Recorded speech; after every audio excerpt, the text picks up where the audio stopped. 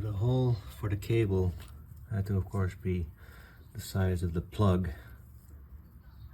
Same thing for the actual hose of the compressor, had to be bigger because of the end part. So to fix that problem, I just printed these little brackets that I can put around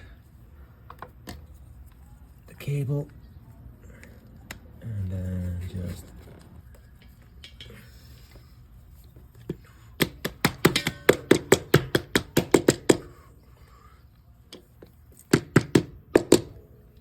there you go. That keeps in the cool in the house, keeps the mice from going from the garage into the house.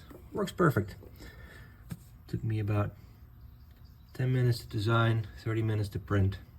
You gotta love 3D printing.